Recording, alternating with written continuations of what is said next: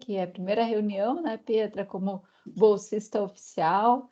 Seja bem-vinda. Fernando conosco também, Gabriel. Não sei se eu perdi alguém, porque eu estou com 2 telas aqui já de pessoas no grupo, significa que a sala tá cheia, né?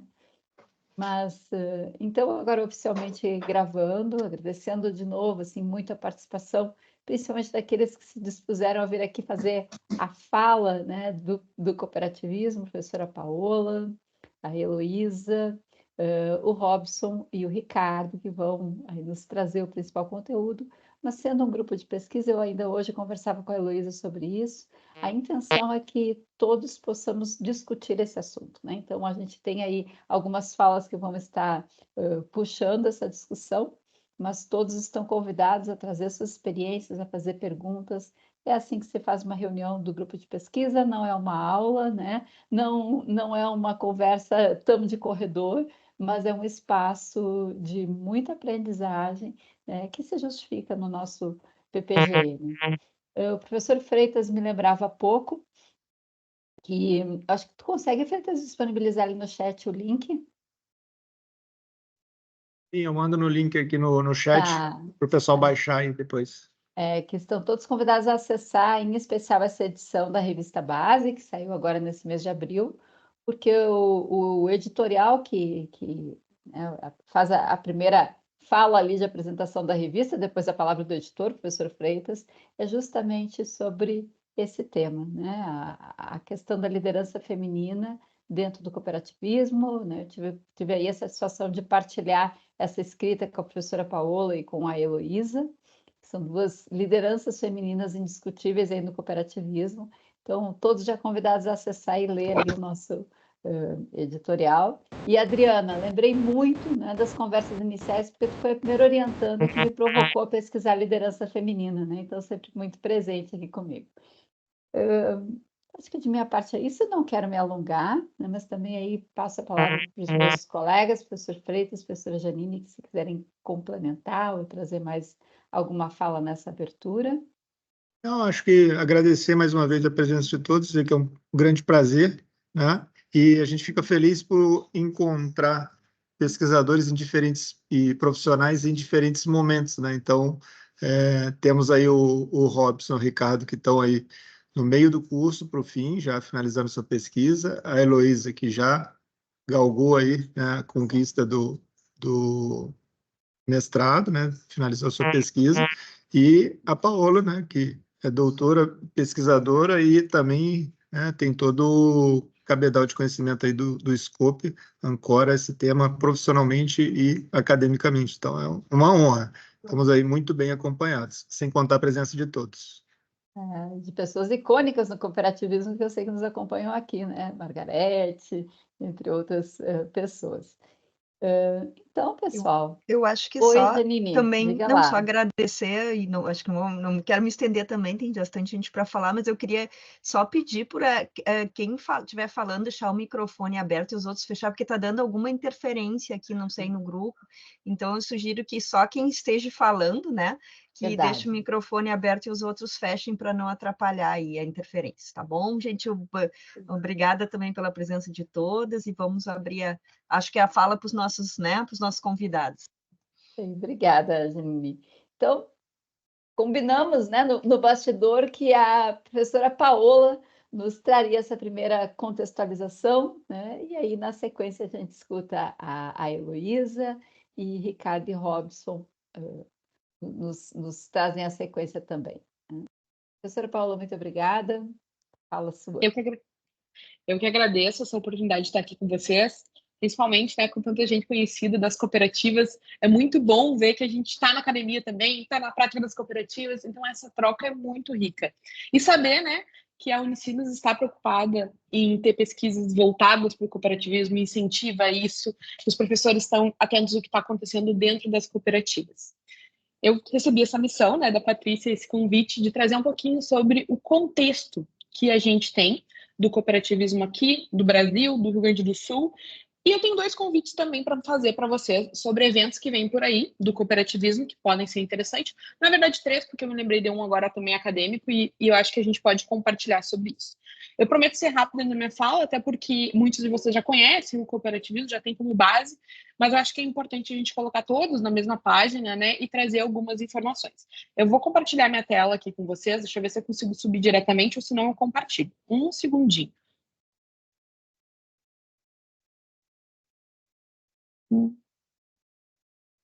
Acho que não vai subir. Vamos para a tela.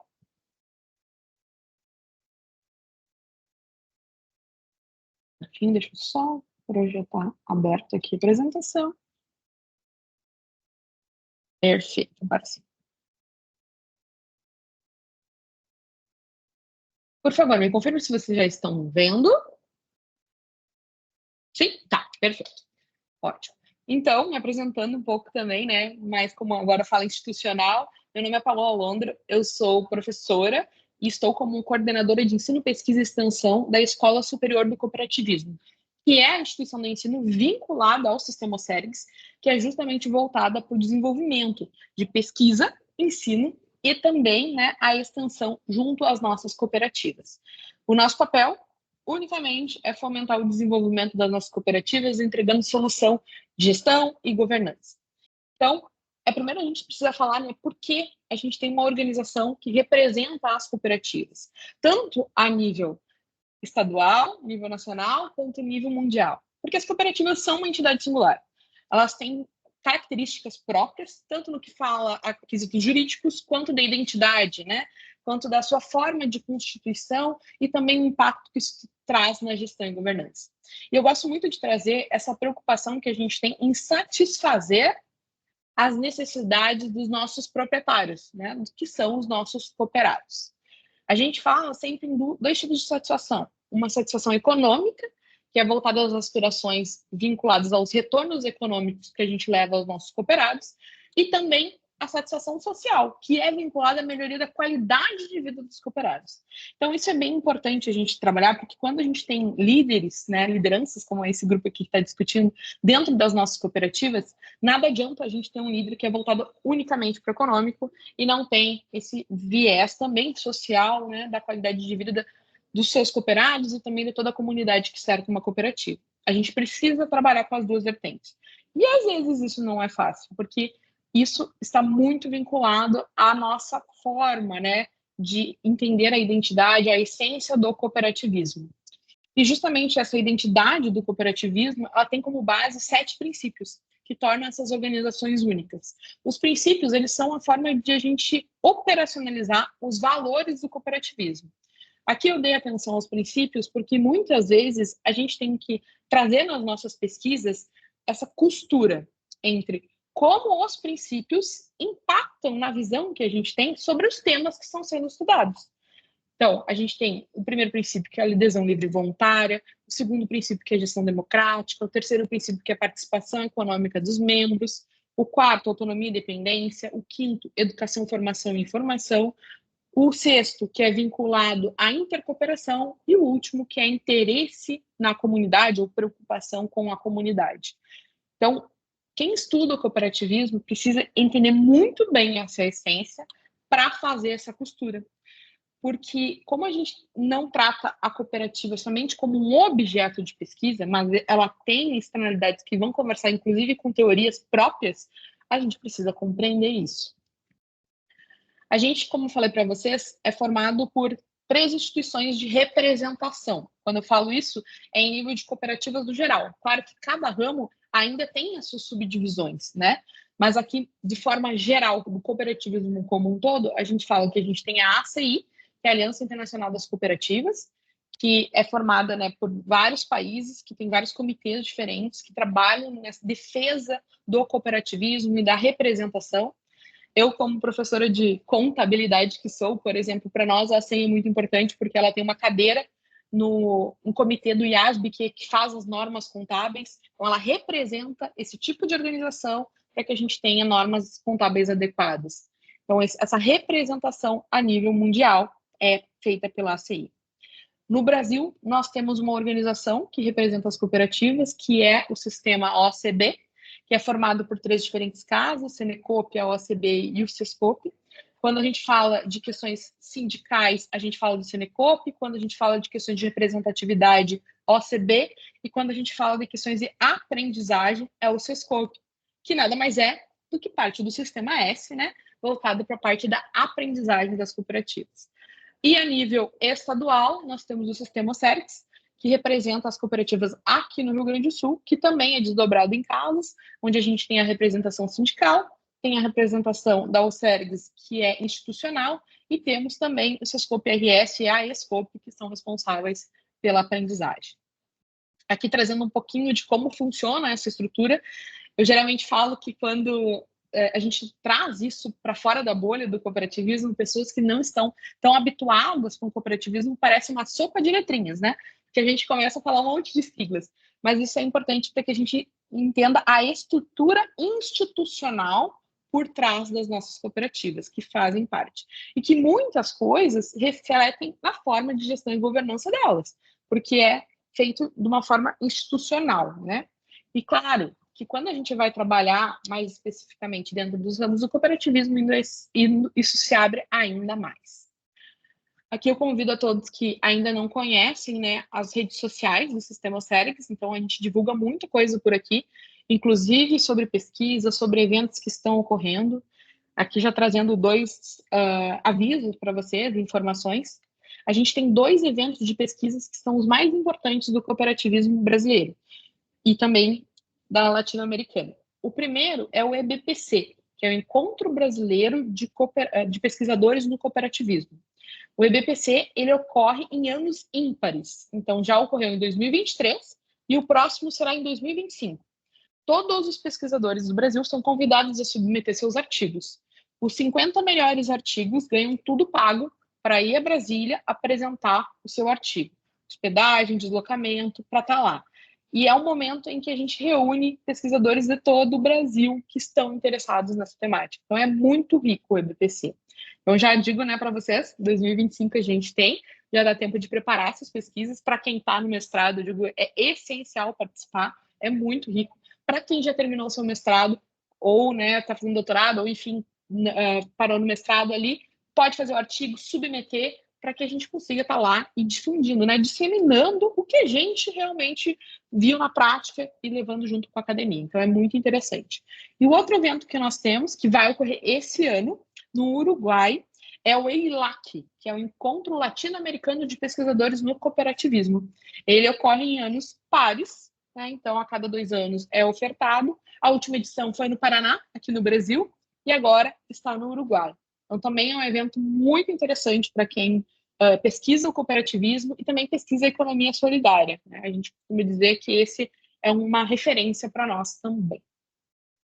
Agora, falando um pouquinho dos números, né, e por que é importante, interessante, a gente fomenta a pesquisa no cooperativismo. A gente está falando de 3 milhões de cooperativas no mundo, a gente está falando de cooperativas que faturam cerca de 2,17 trilhões, se a gente combinar as 300 maiores cooperativas, 1 bilhão de cooperados envolvidos, né, no mundo, 280 milhões de empregos sendo gerados. Se a gente reunir, né, o Brasil ali possui as 9 das 300 maiores cooperativas do mundo, o que é muito expressivo. A gente traz aqui também os números do Brasil, então aqui com recorte no Brasil, a gente está falando no ano passado, né, esses são números de 2023, a gente está fechando o anuário de 2000, na verdade são os números de 2022 no anuário de 2023, e esse ano a gente fecha os números de 2023 no anuário de 2024. E aqui são 4.693 cooperativas que estão divididas, né, em diferentes ramos, e a gente pode ver aqui que a maioria dessas cooperativas, das 4.693, estão nessa faixa de 21 a 40 anos de existência. Então, a gente vê que não é algo, né, que morre nos 2 primeiros anos, a gente tem um grande número de cooperativas aí que são cooperativas que têm uma longa jornada já, muitas centenárias, como a pioneira, que a Heloísa representa. Então, organizações que estão no mercado há muito tempo e que a gente deve entender, né, o modelo organizacional delas, o que dá certo, para conseguir também replicar isso nas demais entidades. Trazendo aqui sobre os ramos, isso aqui é importante quando a gente fala de pesquisa. O cooperativismo, ele é dividido em 7 ramos. Então, a gente tem o agropecuário, temos consumo, temos crédito, temos infraestrutura, temos transporte, temos saúde e temos... Deixa eu ver se eu esqueci algum. Ah, esqueci da Margarete. Margarete, não me mata, por favor. Serviço, trabalho e produção de bens e serviços. Pelo amor de Deus, não me mata. Mas então, a gente tem esses 7 ramos. E o que acontece na academia? Geralmente, as nossas pesquisas focam em 2 ramos. Crédito e saúde. Porque os dados são públicos. Quando a gente fala dos outros 5 ramos, a gente tem pouquíssimas pesquisas sendo realizadas, principalmente em termos quantitativos, porque o acesso a essas informações, aos dados dessas cooperativas, é mais difícil. Então, geralmente, quando a gente consegue pesquisas dos outros 5 ramos, são pessoas que estão dentro dessas cooperativas, que estão fazendo mestrado e doutorado e que têm essa facilidade dessas informações. Então, é algo que nós, como Sistema OCERGS e como Sistema OCB, estamos trabalhando para que a gente consiga fomentar as pesquisas em todos os ramos, que a gente consiga dar base para os pesquisadores. E por isso que um objetivo estratégico do Sistema OCB e também do OCERGS é o fomento à pesquisa. E nessa linha, vocês devem saber que a gente tem um edital junto ao CNPq que financia pesquisas no cooperativismo, porque é um objetivo nosso que a gente tenha pesquisas cada vez melhores e também cada vez mais interesse no cooperativismo por parte da academia. Aqui trazendo para vocês um pouquinho dos números no Rio Grande do Sul. Então, a gente tem, fechou 2022 com 371 cooperativas, 3,5 milhões de associados, 76,5 mil empregados envolvidos no cooperativismo gaúcho. Então, um bom número aqui de representatividade, né, perante a nossa também economia quando a gente fala de faturamento. Aqui no Rio Grande do Sul, o ramo mais expressivo que nós temos em número de cooperativas é o agropecuário, em número de cooperados é o crédito e o número de empregados é o agropecuário. Tá? Então, esse é o nosso cenário atual. Mas nós temos cooperativas dos 7 ramos: agropecuário, consumo, crédito, infraestrutura, saúde, trabalho, produção de bens e serviços e transporte. Claro que a gente tem algumas especificidades. Por exemplo, o crédito é regulado pelo Banco Central, né? Saúde, regulado pela ANS, transporte pela ANTT, a parte de infraestrutura pela ANEEL. Então, esses ramos que às vezes têm regulação, além da gente considerar as características do cooperativismo geral, tem normativos, tem leis, tem regulamentos próprios que devem ser seguidos. E aqui, agora, ficam os outros 2 convites para vocês. Eu vou passar para vocês o primeiro convite, que é vinculado ao CBC. Esse ano, pessoal, é um ano muito importante para o cooperativismo, como um todo no Brasil. Por quê? A gente tem o Congresso Brasileiro do Cooperativismo, que é um momento onde a gente reúne diferentes cooperativas de todos os ramos, representantes, para que a gente pense quais são as diretrizes que a gente vai ter para o cooperativismo brasileiro. Essas diretrizes, elas são a base para o planejamento estratégico do Sistema OCB e, por consequência, do Sistema OCERGS também aqui no Rio Grande do Sul. Então, a gente precisa ouvir essas cooperativas e entender quais são os desafios, quais são as oportunidades. E aí fica uma grande possibilidade para a pesquisa, porque nesse congresso vem um relatório onde a gente consegue ver o que a prática está precisando nesse momento. E nada melhor do que a academia para sanar. E aí a gente faz aquele ciclo virtuoso, a prática e a academia se alimentando e tendo uma relação. Então, para quem pesquisa, eu digo, espera sair agora, né? A gente vai ter maio, já é o nosso Congresso Brasileiro do Cooperativismo, que vai ter várias possibilidades de pesquisa. E mostra que é interesse, né, do cooperativismo brasileiro, essas temáticas que vão vir por aí. Então, eu vou passar um videozinho aqui para vocês rapidamente. Por favor, me confirme se vocês estão ouvindo, tá?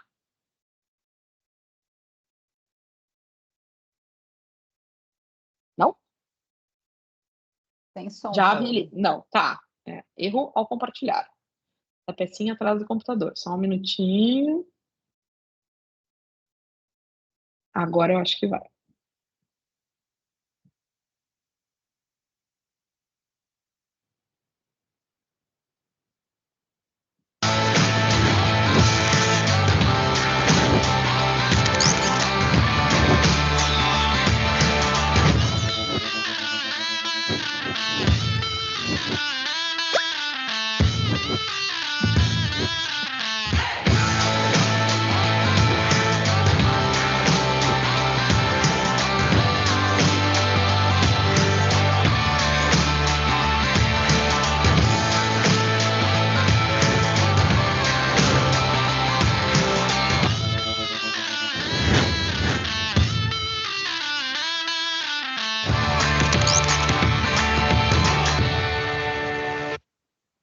Nós do Rio Grande do Sul vamos ter uma delegação de 150 representantes de cooperativas que têm direito à voz e a voto nesse evento. Mas existe uma modalidade de inscrição que é chamado ouvinte do CBC. Então, quem tiver interesse e quiser entrar no site do CBC, vocês vão verificar que tem essa categoria e que vocês podem participar do evento como ouvintes, o que, né, possibilita aí o contato com essas temáticas, com essas discussões de uma forma diferenciada e muito rica.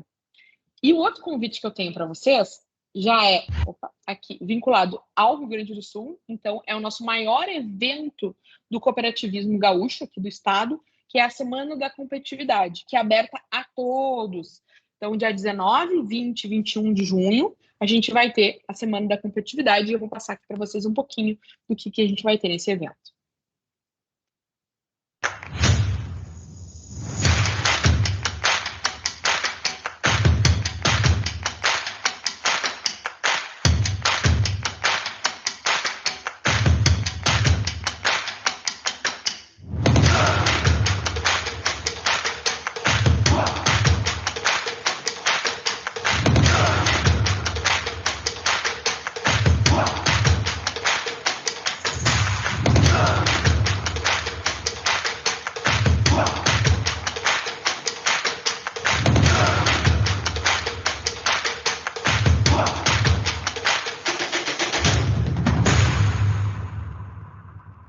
Então, esse evento a gente ainda não tem as inscrições abertas, provavelmente a partir do dia 10, 15 de maio vai ser sendo abertas as inscrições.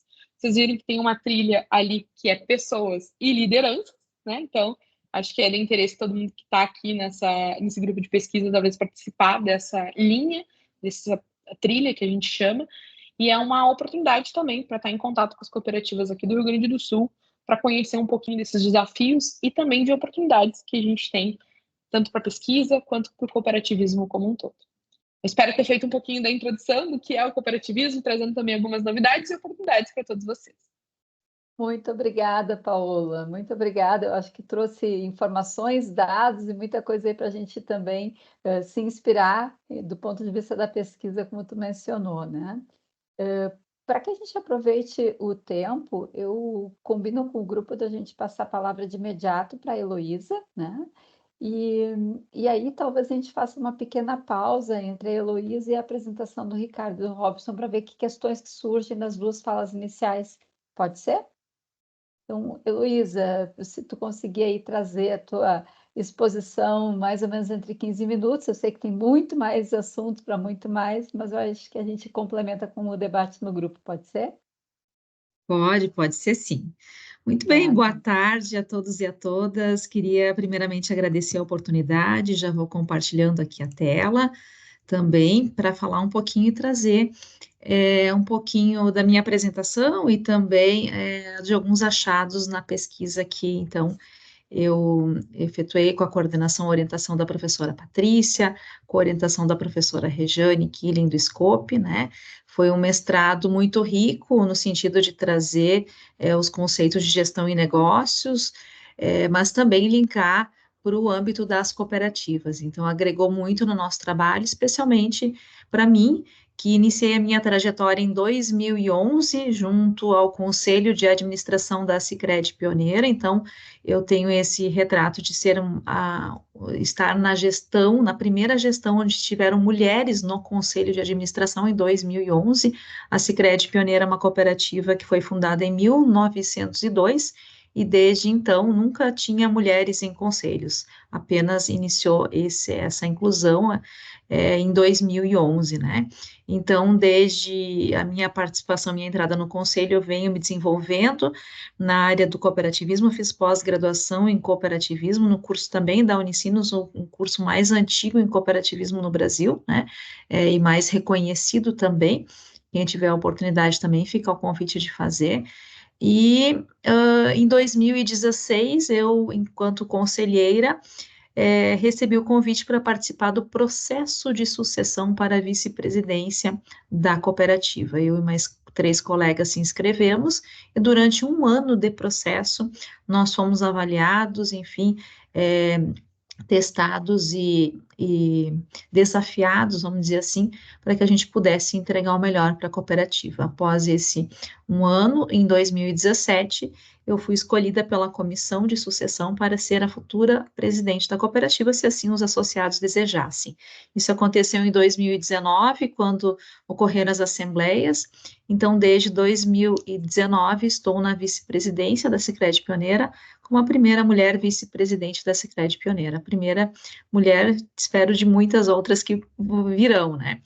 E isso também despertou a minha vontade e a minha curiosidade de buscar essa pesquisa. Por quê? Primeiro, olhando nas nossas publicações científicas, havia muito poucas pesquisas em liderança feminina, né?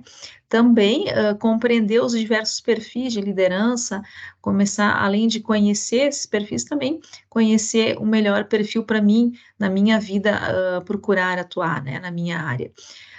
Também trazer a questão da diversidade e inclusão, fundamentada nos valores e princípios do cooperativismo. A pesquisa foi pautada em entrevistas com presidentes e diretoras executivas de cooperativas de crédito, né? Mas com a linha de promover uma governança diversa e inclusiva, muito pautada também na Agenda 2030 do Pacto Global da ONU, e também em razão da baixa representatividade de mulheres nos maiores níveis de gestão das cooperativas. Aqui eu faço uma referência também, que é importante destacar, um monumento que se chama Força Cooperativa, que está lá na Praça das Flores, em Nova Petrópolis, onde nós temos 7 figuras humanas que retratam 7 pessoas, 7 princípios, as 7 profissões da época de constituição da Sicredi Pioneira em 1902, e nesse monumento nós temos 2 mulheres, uma mulher bem ao centro e a outra está atrás dessa figura onde tem um bastão que representa um ferreiro, a gente não consegue vislumbrar, mas especialmente porque o padre Theodor Amstad, um dos fundadores das cooperativas de crédito no Brasil, ele convidava as mulheres para participar da sociedade cooperativa. Nós temos uma fala dele de 1919, onde ele fez o convite dizendo: mulheres, se reúnam em igual ou maior número que os homens, para que vocês possam trazer essa mudança nos estatutos e vocês possam participar das cooperativas. Então, tem uma representatividade muito grande esse monumento, trazendo a inclusão e o desejo do padre Theodor Amstad, o nosso patrono do cooperativismo no Brasil, para que as mulheres, de fato, participassem da sociedade cooperativa. Até porque nós temos um exemplo da Elisa Briley, foi a primeira mulher que fez parte de uma cooperativa de crédito lá em Rochdale, na Inglaterra, né?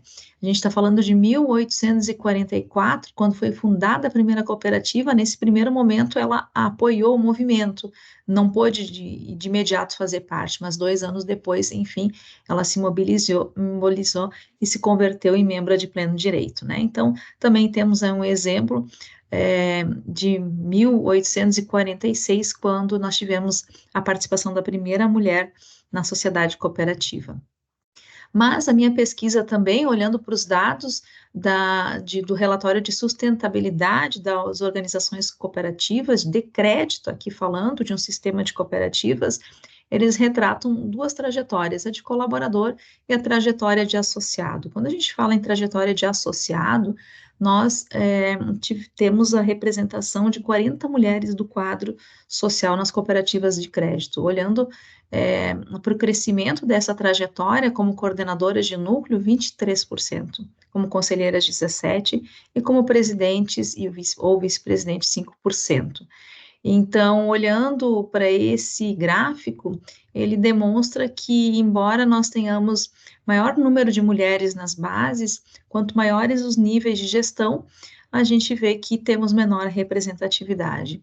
E foi dessa forma que procurei entender essa problemática, né, de que essas mulheres que conquistaram, que estão na liderança das cooperativas de crédito, como é que foram essas trajetórias delas?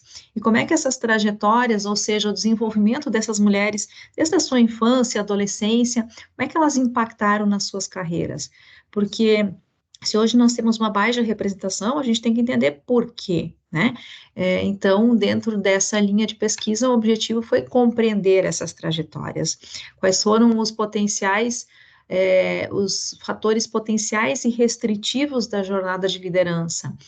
Também conhecer essa percepção de mulheres que estão em cargos de liderança em relação à liderança feminina, inclusão, né, analisar vários aspectos que compõem essas identidades de liderança e ainda o desafio de propor um modelo para impulsionar o desenvolvimento das lideranças nas cooperativas.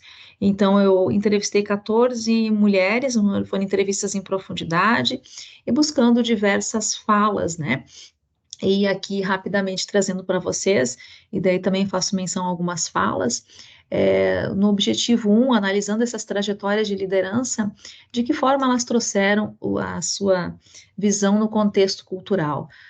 Que as cooperativas de crédito são ambientes que realmente têm valorização do trabalho, a própria colaboração, a autoajuda, que é um dos valores do cooperativismo muito presente, né? Então, a gente tem um contexto cultural importante para o desenvolvimento das mulheres.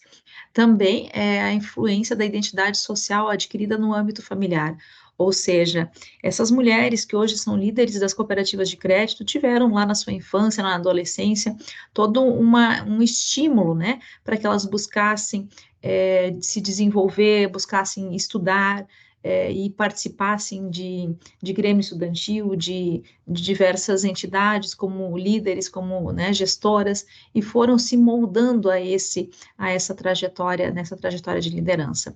Outro aspecto relevante é a importância de ter uma rede de apoio que esteja consciente, que aprove, né, e que também faça, valorize a mulher e dê toda essa estrutura que a mulher precisa para que ela possa se desenvolver e estar buscando novos desafios na sua trajetória de liderança.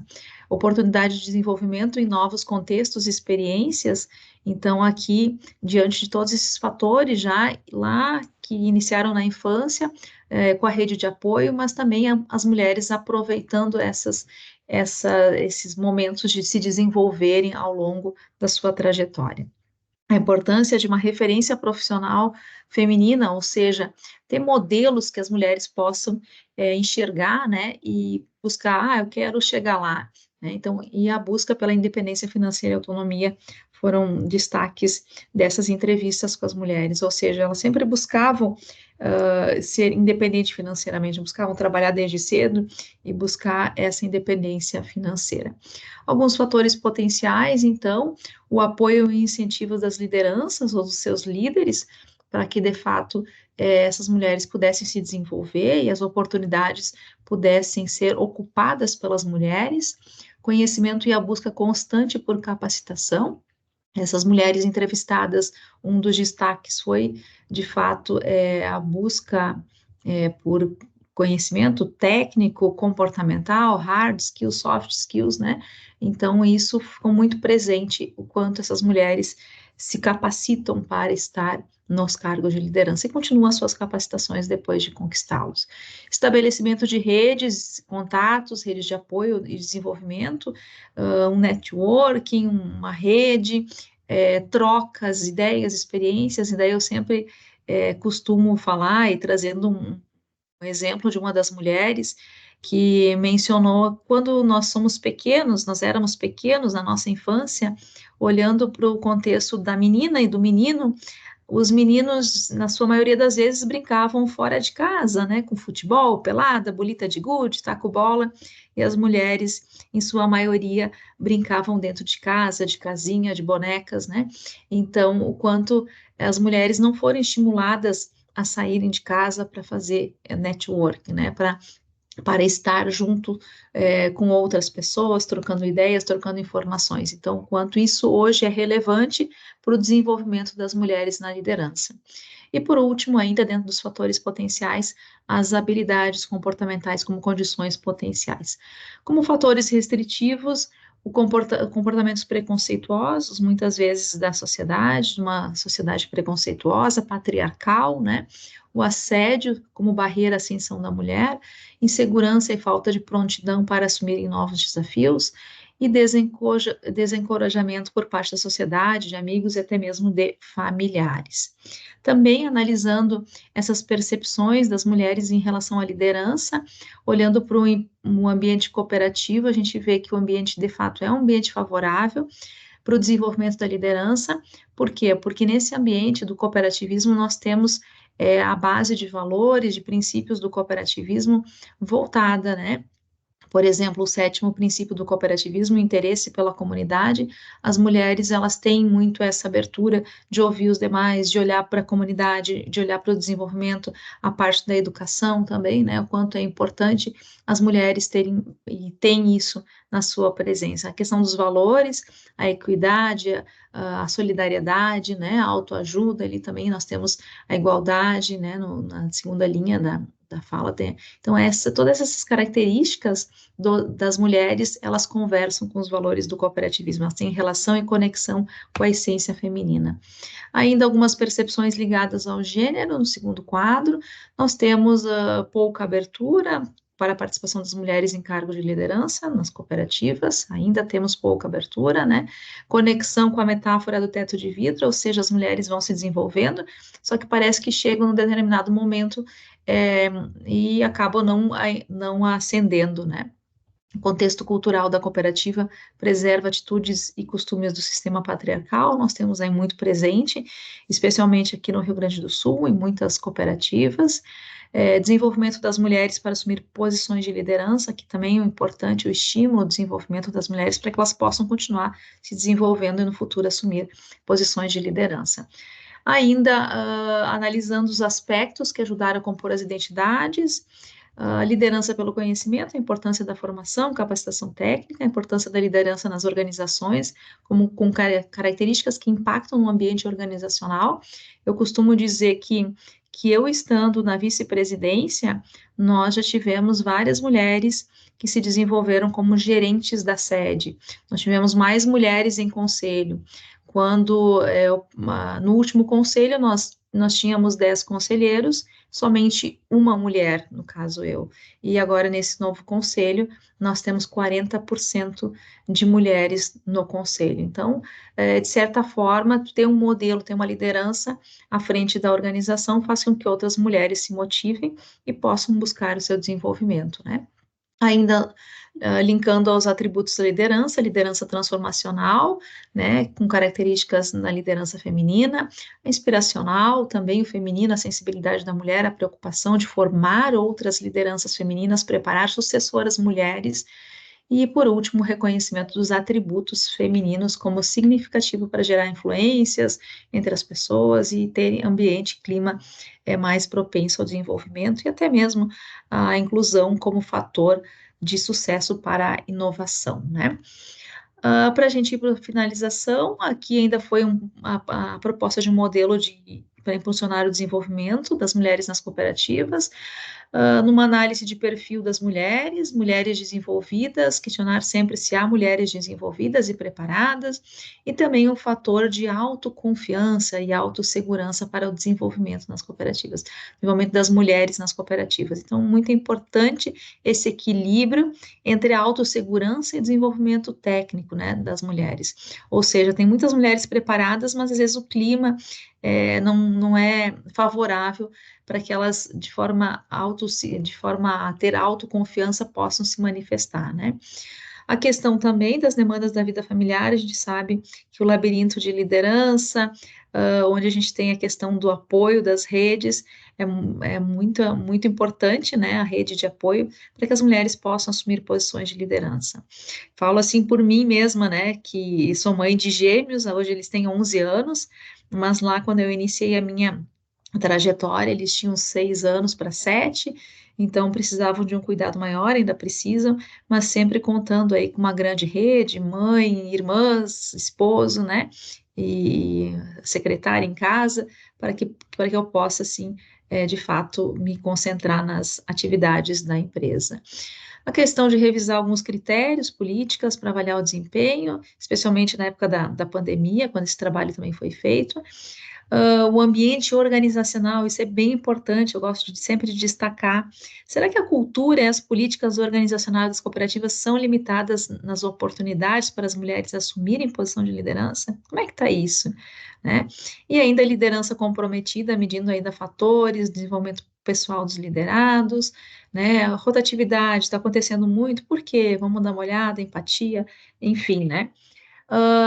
Ainda rapidamente trazendo, já indo para a finalização, então proporcionar um ambiente seguro, organizacional, né, onde as mulheres possam se desenvolver, auxiliar o desenvolvimento da rede de apoio, revisar algumas políticas, avaliar sempre essas percepções ligadas ao gênero, construir grupos de mulheres, muito importante para trocas, né, para rede de apoio também, no ambiente profissional, compartilhar boas práticas, divulgar pesquisas, e dessa forma a gente pode e consegue contribuir para a academia também com essa pesquisa e tantas outras pesquisas maravilhosas aqui da Adriana, que eu também tive acesso, da Karina, tantas outras importantes pesquisas para que a gente possa cada vez mais falar sobre o tema.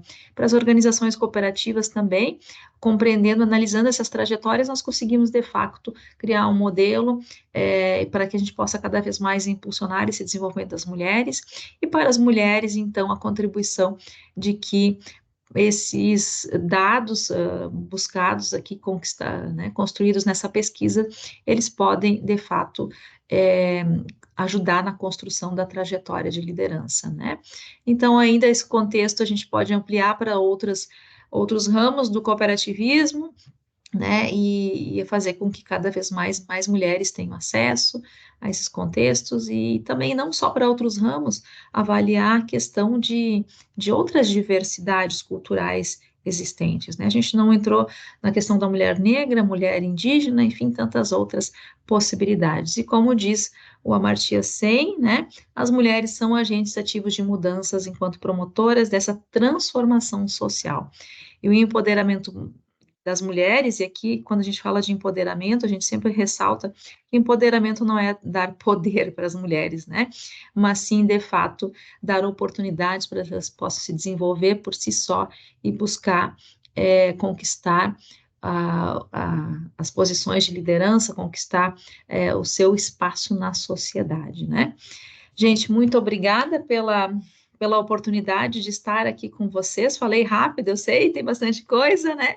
Mas fico à disposição para contatos também. Tem o meu arroba ali, Heloísa Helena Lopes no LinkedIn, ou enfim, também nas redes sociais, pode me chamar por lá, que a gente sempre pode conversar. Obrigada mais uma vez.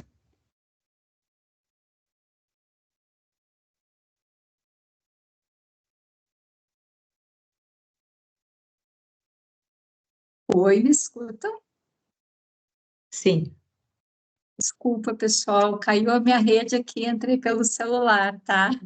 Mas queria agradecer, Heloísa, né? É sempre bom ver de outro lugar a pesquisa que a gente desenvolveu, acompanhou, e conforme o combinado aí, temos um espacinho para conversar sobre essas duas primeiras falas. Eu acho que o pessoal ajuda aí a monitorar o tempo, então, pelo meu relógio são 6 e... Não, eu estou...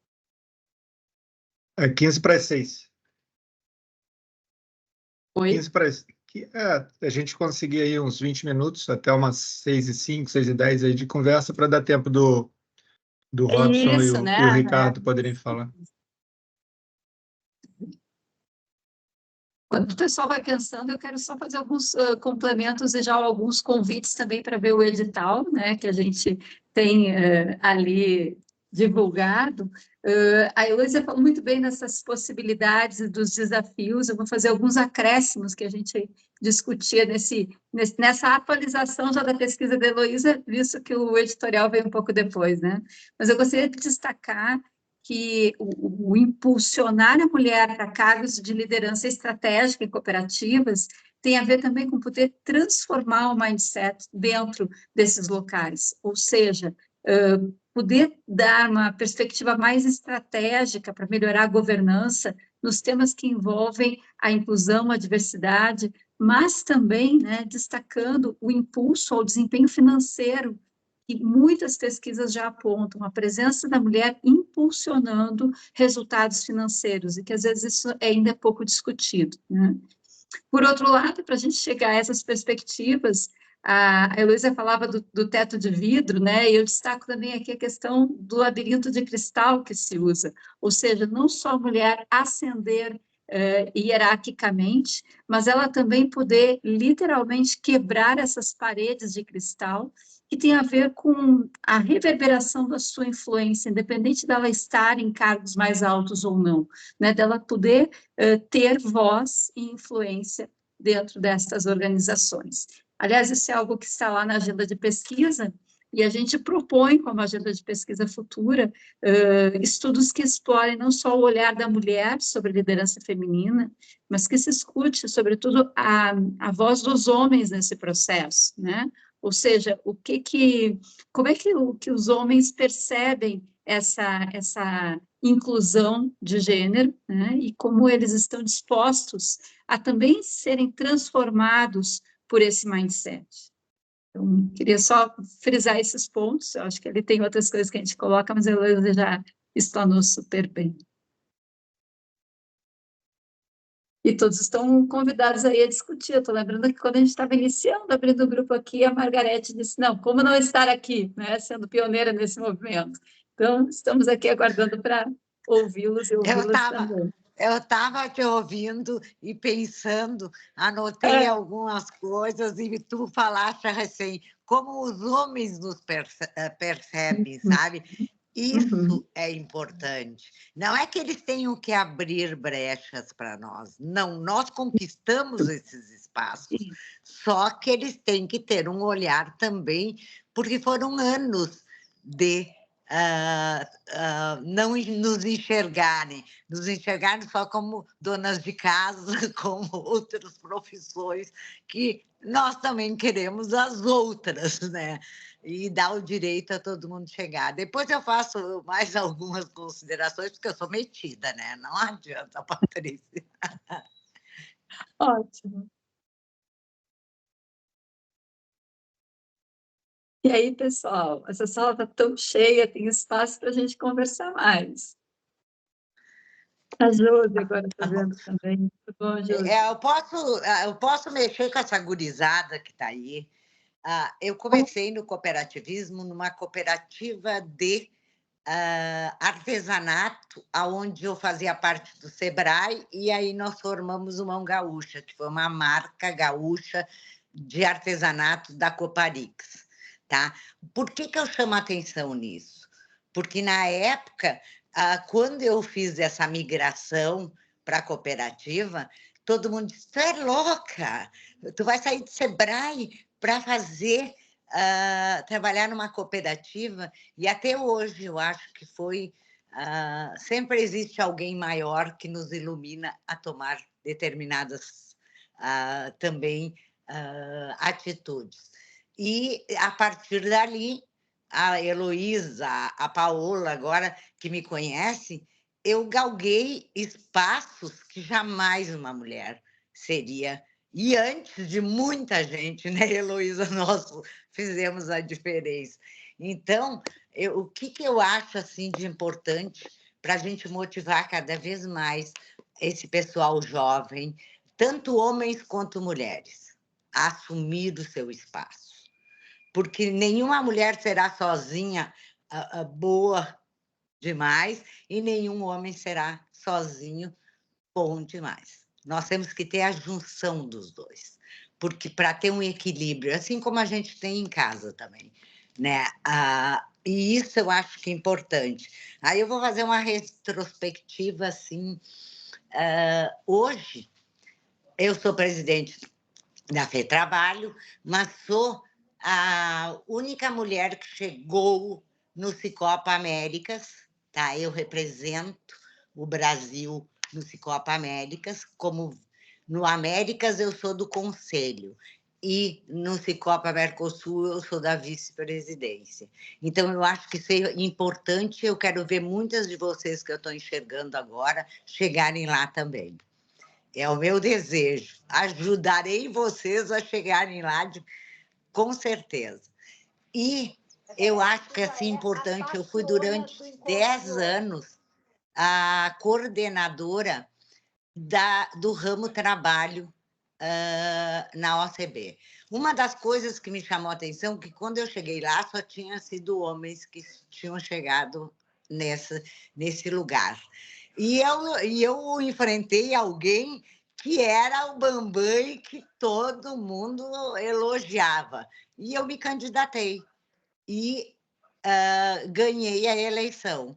E, a partir dali, eu fui reeleita várias vezes, tanto que chegou, acho que há 2 anos atrás, quando foi para eleger, eu disse, não, pelo amor de Deus, vamos mudar a figurinha, porque tem outras pessoas capazes a fazer.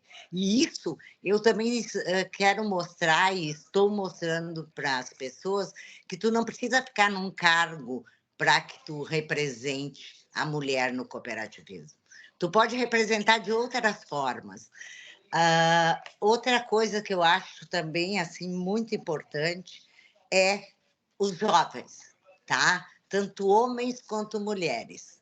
A nós abrirmos espaços cada vez mais para eles. Porque se nós olharmos, eu que convivo há tantos anos, quase 30 anos no cooperativismo, permeei várias áreas, permeei várias coisas. Eu acho que está na hora de nós percebermos que nós podemos fazer a diferença e não precisamos de cargo.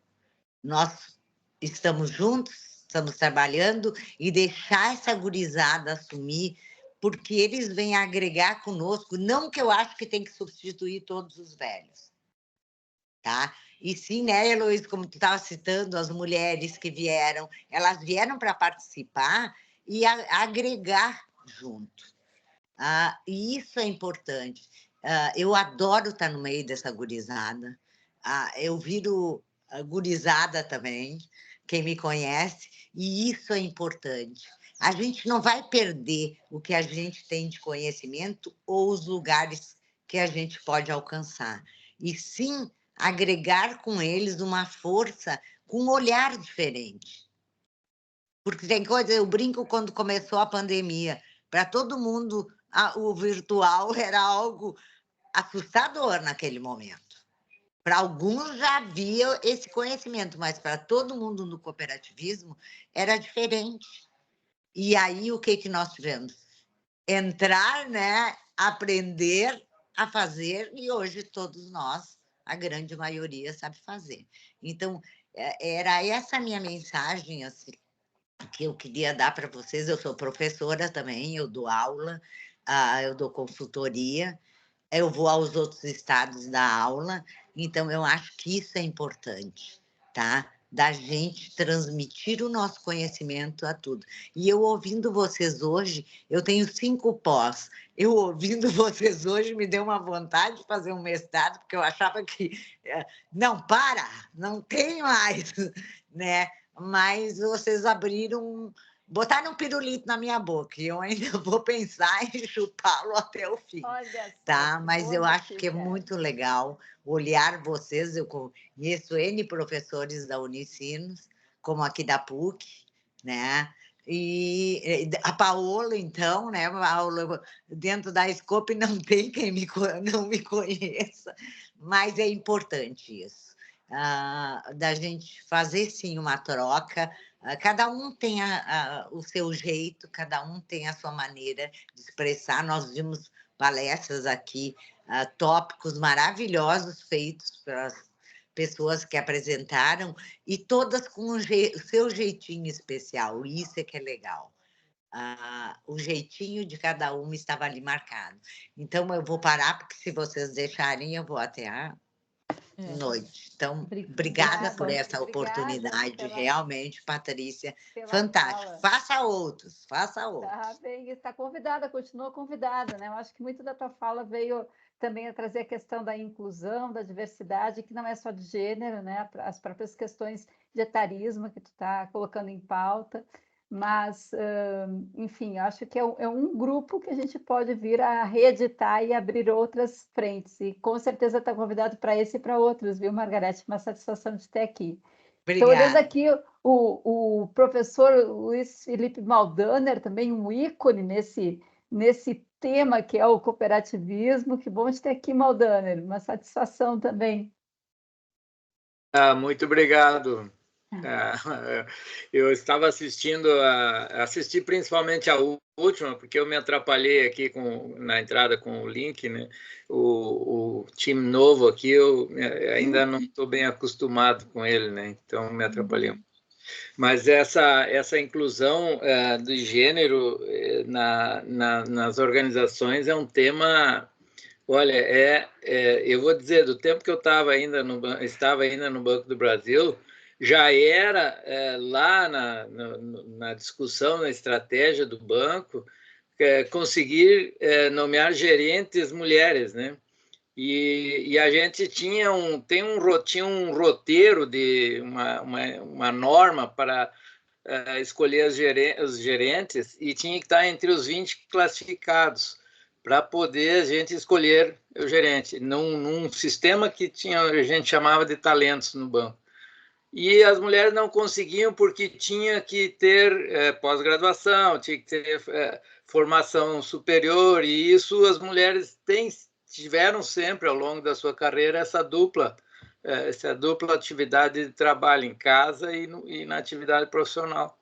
E sempre foi um entrave para as mulheres entrarem nesses postos. E a fala da Heloísa ali foi, para mim, bem crucial. Como elas vão chegar, às vezes o desejo de chegar ainda não é suficiente, né?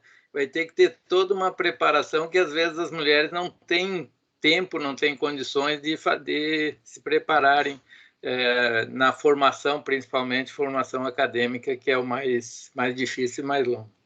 Perfeito, queremos mulheres, né, galgando mais espaço nas organizações e queremos mais homens com maior espaço de participação e influência também em casa, né? Então a gente precisa equilibrar todas as pontas para isso funcionar, não é assim? Eu já faço a minha parte aqui. Isso aí, né? Para funcionar tem que equilibrar todas as pontas. O pessoal aí da turma do FECOAGro conhece bem. Já falei para eles.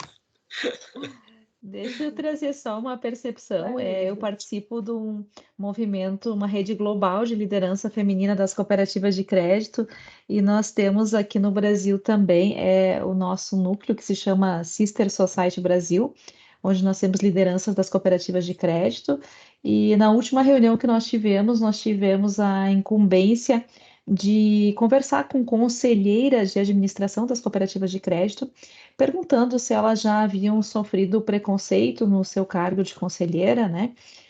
Então, a gente teve várias percepções de que, em alguns momentos, sim, elas de fato sofreram preconceito, e outras, curiosamente, disseram que nunca haviam sofrido. Daí a gente indagou se as mulheres sabem quais os tipos de preconceito que elas podem sofrer não só num cargo de conselho, mas também numa organização. E daí eu trouxe essa palavra na minha pesquisa e apareceu diversas vezes a questão do preconceito, né? E quando a gente fala em preconceito, a gente tem aqui umas palavras até, uma interrupting, a interrupção, onde quando os homens interrompem a fala das mulheres, também é mansplaining, quando os homens até acabam usando uma ideia das mulheres. E eu fiquei muito feliz na semana passada quando, dentro do Sicredi, nós temos um curso regulatório obrigatório para todos os colaboradores, né? E nesse curso, onde ele está vinculado à necessidade, à obrigatoriedade, através da lei, que exige que as empresas capacitem, né, os seus colaboradores na linha da inclusão de pessoas, de respeito, né, na linha de diversidade também, né, para que de fato se conheça todos esses conceitos e as pessoas consigam entender e até ter canais de denúncias dentro das organizações, né? Então, também aprendendo mais sobre diversidade, inclusão, igualdade, equidade. Olha como um tema e os puxa o outro, tipos Heloísa. de assédio e violência. Exato, e aí a gente tem a professora Janine aqui que estuda a questão do assédio, que vai muito além do assédio moral ou sexual só com mulheres, né, Janine? Que eu acho que é a provocação que a Heloísa também faz ali, né? Eu vou brincar, né, Paola? Eu sofri muito, porque eu sou berrona, eu sou gritona, né, Heloísa? Eu falo alto, eu me imponho, e eu sofri muito isso. Quando eu entrava, muitos homens diziam, lá vem a louca da Margarete. Mas eu não me importava com isso, porque eu tinha conhecimento, eu tinha bagagem, eu tinha como discutir com eles. E isso é importante também, a gente se dar conta disso. Que a gente não tem que baixar a cabeça. Nós temos é que nos montar. Claro que com o tempo eu fiquei mais moderada, né, no debate, mas no início eu tive que berrar para me ouvirem. Eu ia comentar sobre isso, Margarete, que na verdade são momentos, né? Tu conquistou o teu espaço, daí no momento que tu viu que não precisava mais daquele comportamento, porque as pessoas já estavam te ouvindo, tu mudou o comportamento nesse sentido. Então, eu acho que é momentos que a gente vai tendo que construir para que as pessoas, olha, eu tô aqui, me escutem o que eu tô falando, né? Então, foi isso que eu acho que ao longo da tua trajetória você conseguiu fazer e já ajudou, né, outras mulheres que vieram depois, que não precisariam ter esse papel, porque esse papel já foi feito, então. É um caminho longo para poder ser escutada sem precisar gritar, né? E precisamos de pioneiras aí, como a Margarete. Foi, Freitas. E hoje em dia se fala muito nessa questão também, né? De se dar o limite também, né?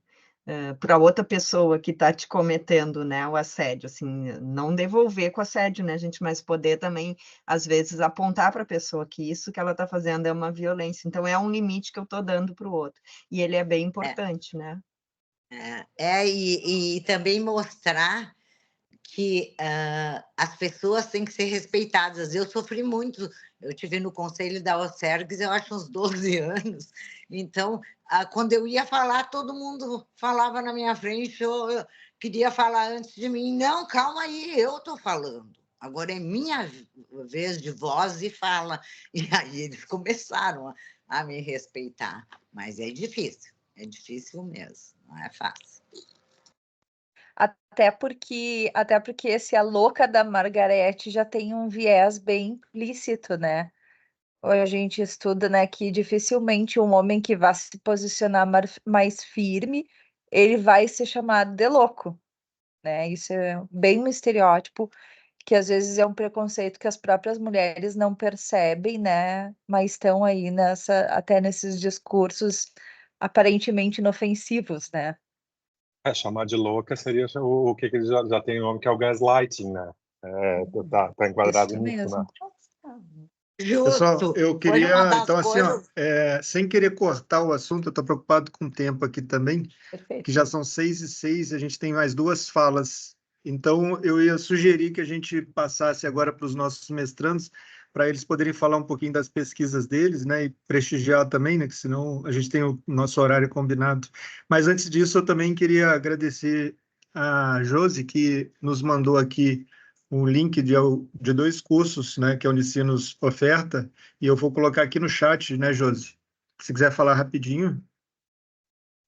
Obrigado aí, Freitas, Patrícia, né, e os demais pela oportunidade de trazer essa temática, né, dentro do grupo de pesquisa aí, e a oportunidade também de divulgar. A gente está com 2 produtos na área do cooperativismo recentemente lançados, né, Paula? As inscrições estão abertas.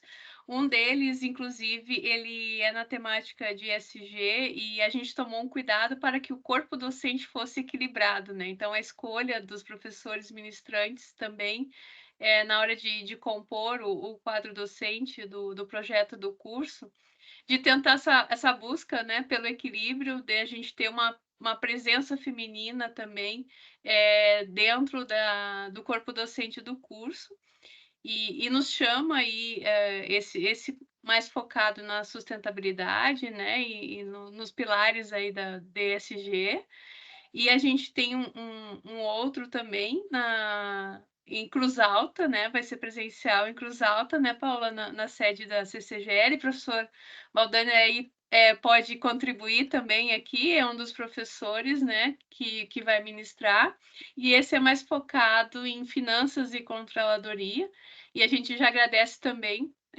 pela sede, né, de podermos levar a educação nessa temática lá para a região de Cruz Alta. Então, é um prazer estar com todos vocês aí. E poder estar debatendo essa discussão aqui também, né? Hoje eu ocupo uma posição também de gestão, de liderança, mas a Josi, de anos atrás também, né, atuou em posições anteriores de gestão de equipes e times, né? E essa questão que a Margarete, parece que enquanto ela falava, ia passando um filme, assim, de situações e momentos na carreira profissional que a gente tem que aprender a lidar. E aprender a desenvolver também a habilidade de conversas difíceis, né?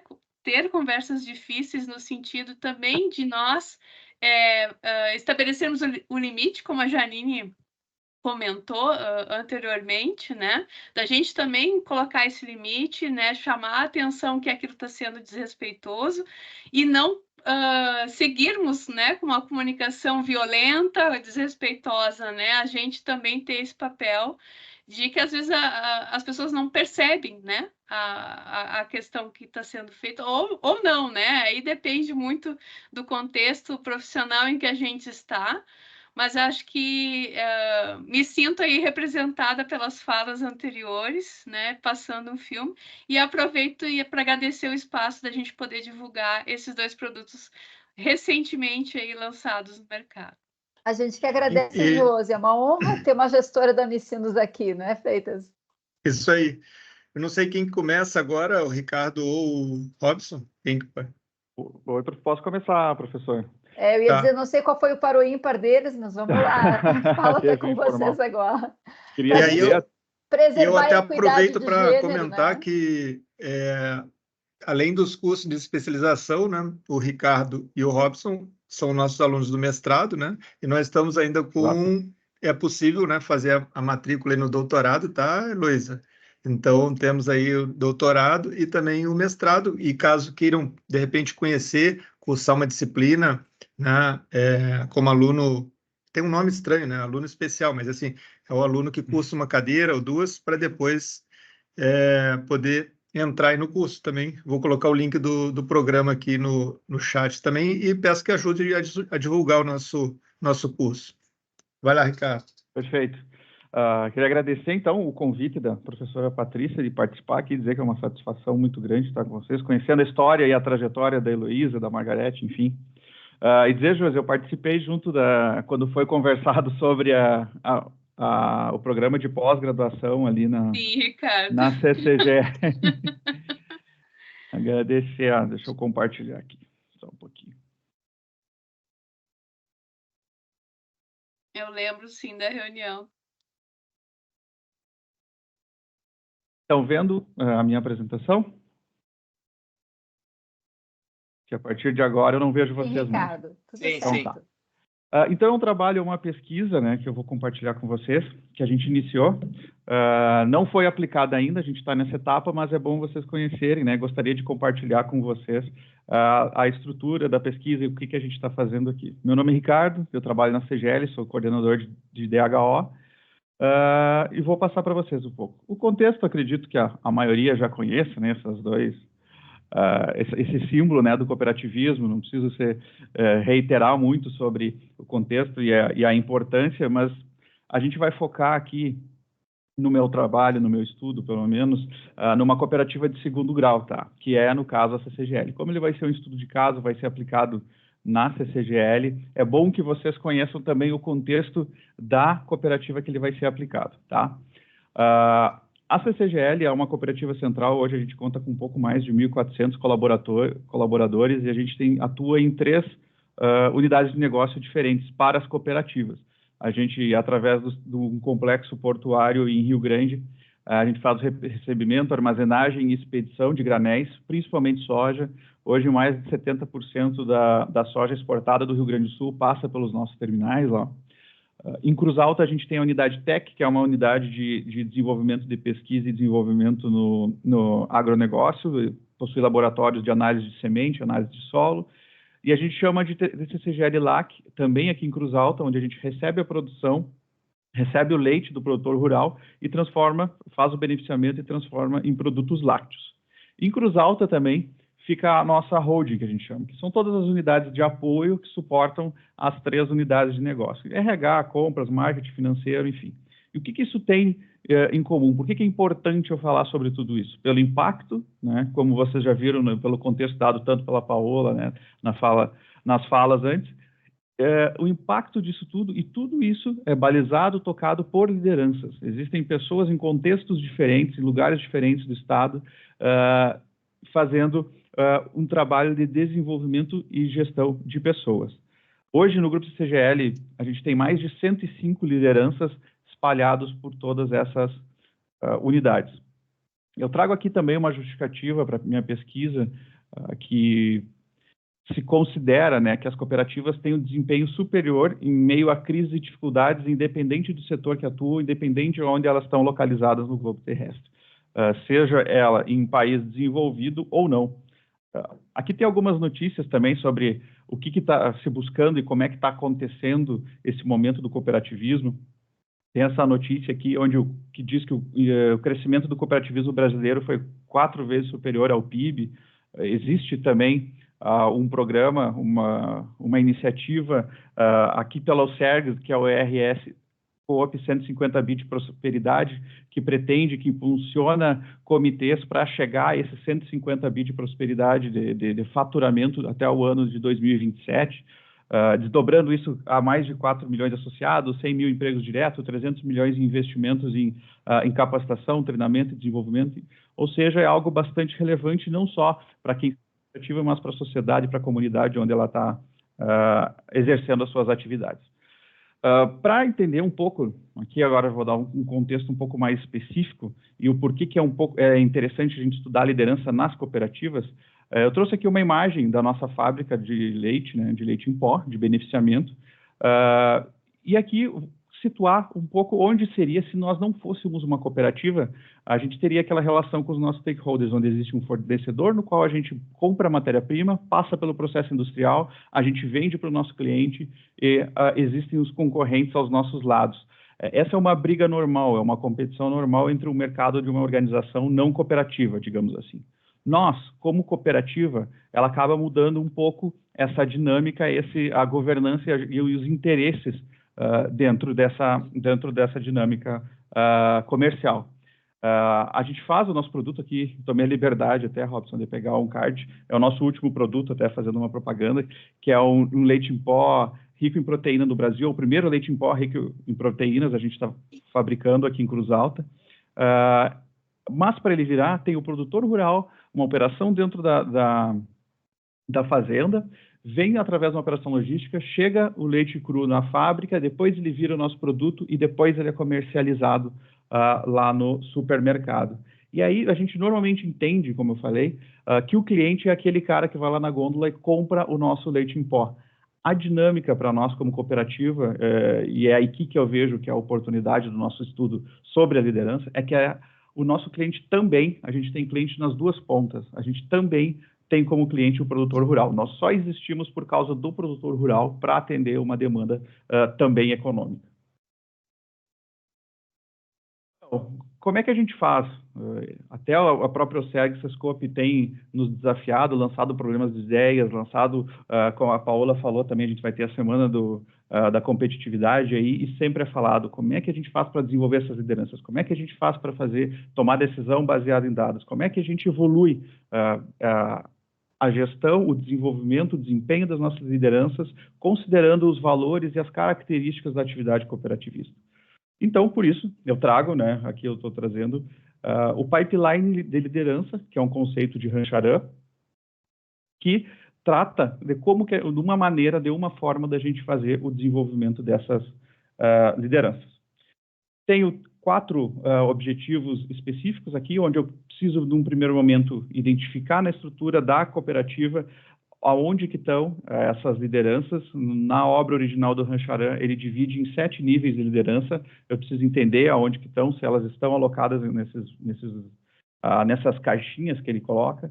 se as lideranças possuem clareza dos seus valores profissionais, da aplicação do tempo, como é que eles gestam o seu tempo, se elas sabem quais que são as habilidades necessárias para o cargo que elas estão ocupando dentro da cooperativa, identificar também se existem dissonâncias na percepção do que a obra do Rancharan remete ao que é aplicado no dia a dia e também formular algumas recomendações dentro da aplicação, né, se existem oportunidades e limitações na implementação desse pipeline de liderança. Cooperativismo, acho que vou passar um pouco rápido aqui, que você já conhece, a Paula já falou bastante sobre isso, sobre os ramos que existem, princípios. Liderança, eu trago na minha fundamentação teórica também o que é uma liderança. Eu trouxe um conceito aqui de Moreira que eu achei bastante importante, que é o processo no qual uma pessoa pode guiar, orientar e motivar ações e esforços de outros indivíduos para alcançar objetivos específicos em um determinado contexto. Então, a gente vem desde os estudos de liderança lá da teoria dos traços, onde falava sobre características até físicas sobre liderança, até hoje, até falando sobre abordagens mais carismáticas, como líder servidor, enfim, tem tudo isso, mas todo esse arcabouço de conceitos, ele sempre busca entregar uma mesma coisa, que é a entrega e o resultado por parte da liderança. É fazer com que esse líder tenha uma entrega. De que forma ele vai fazer isso? Existem várias abordagens, mas é sempre o mesmo objetivo. Então, eu trago o pipeline de liderança para o meu estudo para aplicar nesse contexto. Na obra original do Rancharan, a gente possui 7 níveis de liderança, desde aquele colaborador que entra na empresa, na cooperativa, que ele já é um gestor, mas é o gestor de si, até o gestor cooperativo. Na obra original, ele vai falar sobre 3 aspectos em cada um desses níveis, que é o valor, o que é a entrega de valor em cada um dos níveis de liderança, como é que ele aplica, como é que ele gesta o tempo dele e quais que são as habilidades profissionais que ele precisa em cada um desses níveis de gestor. O livro ele também não fala só sobre os níveis de liderança, mas ele dá muita ênfase sobre essas passagens, quando eu passo de ser um gestor de mim mesmo para ser um gestor de pessoas. Qual que é a mudança nos meus valores? O que eu tenho que considerar? Com certeza, a gestão do tempo e os valores de um gestor de si mesmo são completamente diferentes do que um gestor corporativo que tem que ter uma visão mais macro. Eu vou trazer rapidamente aqui os 3 primeiros níveis somente, o que a obra, quais que são as premissas da obra nesses 3 primeiros níveis. Vamos lá, primeiro, ele fala sobre líder de si. Quando eu entro numa empresa, quais que são os valores desse líder de si? Ele tem que entregar um trabalho de qualidade, ele tem que ter proficiência profissional e tem que incorporar os valores da empresa. Como é que ele vai aplicar esse tempo? Ele precisa aplicar esse tempo com a disciplina diária de chegar, de sair e cumprir os prazos do que ele foi contratado para fazer, ou seja, os prazos são bastante curtos. Quais que são as habilidades que ele precisa? Ele precisa ter domínio técnico, ele precisa saber trabalhar em equipe, ele precisa utilizar as ferramentas que ele precisa para entregar valor para a função dele. Quando ele vira um líder de outros, quando ele sobe um nível nessa liderança, os valores acabam mudando. Ele começa a ter que obter resultado por base do trabalho, da entrega de outras pessoas. Então, o sucesso dele, o valor dele é o sucesso do trabalho daqueles subordinados. A gestão do tempo muda um pouco, ele começa a pensar mais no planejamento anual, começa a gastar tempo com relações com o seu pessoal, com seus subordinados, começa a definir as prioridades das tarefas, e as habilidades acabam virando planejamento, delegação de tarefas, seleção de pessoal, feedback. Quando eu subo mais um nível, o 3º nível do pipeline de liderança, a gente já está falando da entrega de resultados como equipe. O líder já começa, o valor dele já começa a ser provado através do relacionamento e entregas junto de outras equipes. O tempo dele ele aplica avaliando os gestores, avaliando a qualidade das decisões, a tomada de decisão, os feedbacks que eles estão realizando com a equipe deles, e as habilidades acabam sendo seleção e treinamento de gestores de pessoas, começam a falar um pouco mais sobre orçamento, sobre alocação de recursos, enfim. Então, como eu falei, é um estudo de caso, eu vou fazer uma pesquisa exploratória qualitativa dentro da CCGL, através de 20 entrevistas semi-estruturadas. Eu vou pegar 20 lideranças de dentro da CCGL, aqui eu coloquei alguns critérios, estar há mais de 5 anos na cooperativa para entender da nossa cultura, ter passado por mais de um cargo de liderança dentro da cooperativa, até para entender se esses valores, princípios, enfim, foram passando e foram mudando ao longo da escalada e da jornada desse líder. precisa ter subordinados diretos. Eu coloquei esse critério aqui, conhecendo a estrutura da cooperativa. Nós temos alguns cargos de lideranças, que a gente chama coordenadores, que não possuem subordinados, e ter autonomia e responsabilidade pela tomada de decisão. Vão haver 2 momentos nessas entrevistas, onde eles vão falar sobre essa trajetória, sobre esses vários cargos que eles passaram, como é que eles viam, falar sobre os valores, falar sobre o tempo e as habilidades, se eram ou não claras para eles. Então, através dessa entrevista, eu busco identificar, dentro dos 7 níveis, se eles estão presentes dentro do negócio da cooperativa, se há clareza para aqueles gestores dos valores profissionais da gestão do tempo e das habilidades, e identificar possíveis dissonâncias entre o que a obra do Rancharan preconiza e o que é aplicado na prática. A gente pode ter ali 1, 2, 3 gestores que estão em níveis diferentes ou não relacionados pela obra.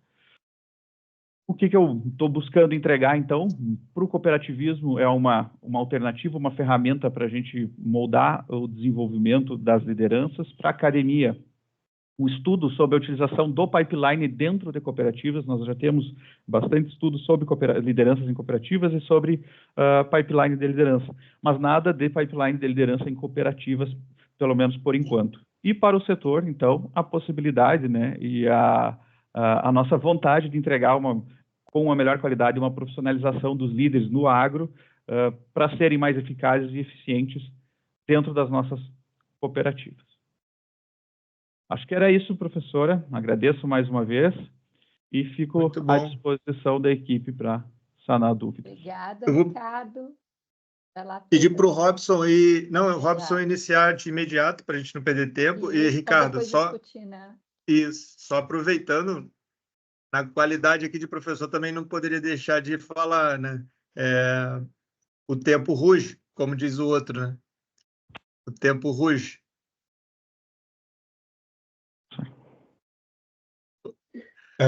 Estão visualizando minha apresentação? Sim, Robson, está ótimo. Tá legal. Primeiramente, boa tarde a todos. Obrigado ao professor Freitas, que convidou para participar desse evento. É um trabalho que está em construção, ele não está pronto. Para a Paola vai ser um pouco redundante, que ela já viu, ser na minha banca. Então, estamos aqui para falar um pouco sobre o papel do cooperativismo na transferência e gestão do conhecimento em processo de sucessão em propriedades rurais familiares. É uma proposta de artefato. Então, as aulas do mestrado trouxeram bastante insights que a gente tenta pôr em prática para melhorar os processos na cooperativa.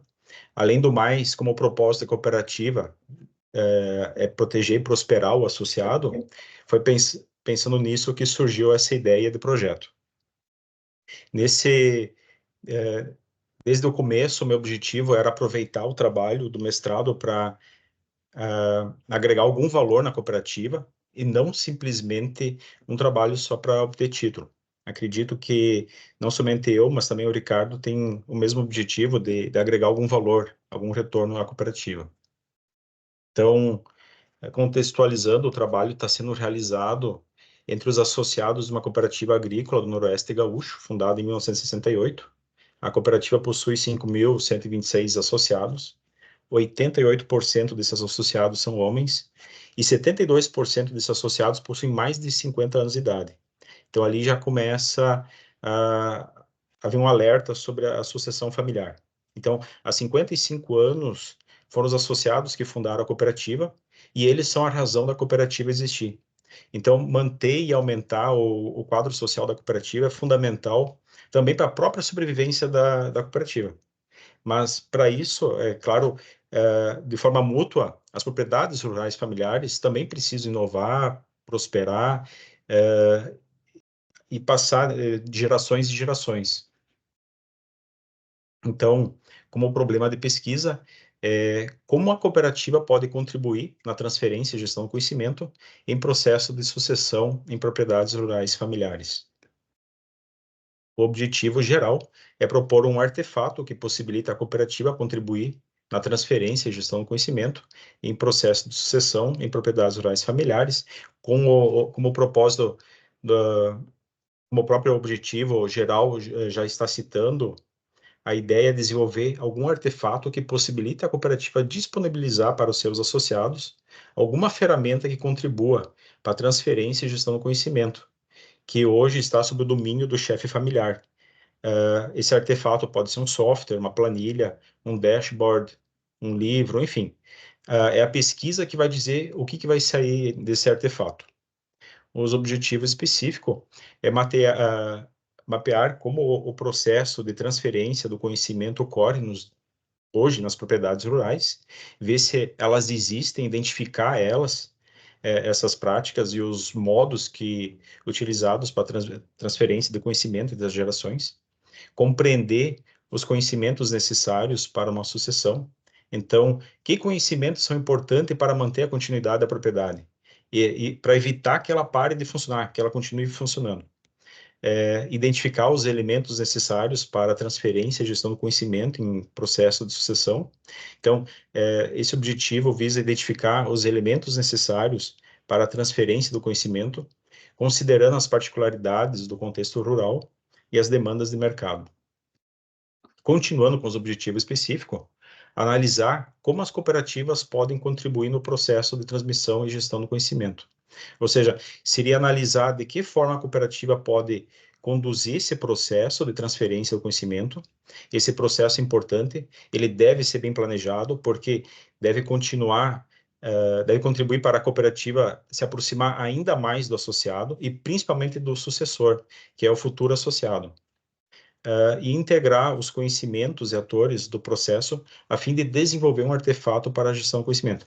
Essa integração busca aproveitar a sabedoria acumulada pelas gerações anteriores e combinar com as necessidades e perspectivas da nova geração, visando o desenvolvimento de um artefato que atenda às demandas específicas do contexto rural, que promova a continuidade, inovação e sucesso nas atividades das propriedades.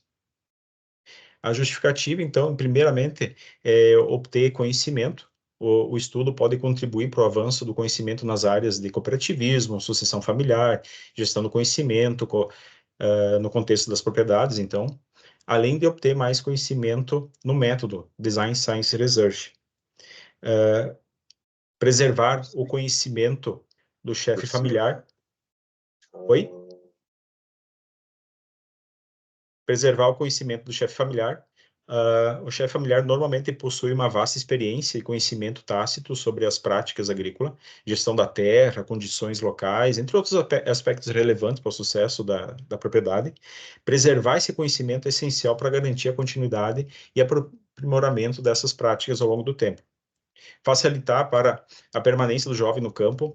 A pesquisa pode atuar como um catalisador para manter esse jovem no campo. Através da transferência do conhecimento, esse processo começa a incluir o jovem para o negócio da propriedade, devendo aumentar o interesse dos sucessores a se qualificar, a permanecer no campo. E quando eu falo em se qualificar, vem o próximo item, que é contribuir para a continuidade da propriedade rural. A gestão do conhecimento deve evitar a perda de conhecimento do chefe familiar, dando continuidade nos negócios. Isso deve continuar retornando em inovação, prosperidade, melhor qualidade de vida, evitando, assim, uma sucessão traumática, que é quando o chefe familiar falece e os sucessores são pegos de surpresa. E, por fim, preservar os negócios entre a cooperativa e a propriedade.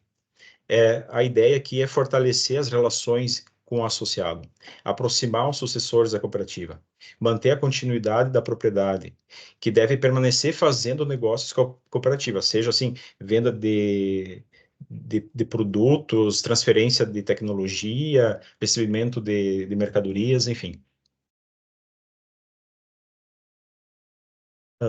Vantagens, então, do compartilhamento do conhecimento: melhoria na inovação. O compartilhamento do conhecimento pode levar a novas ideias, soluções criativas, o que pode impulsionar a inovação na organização.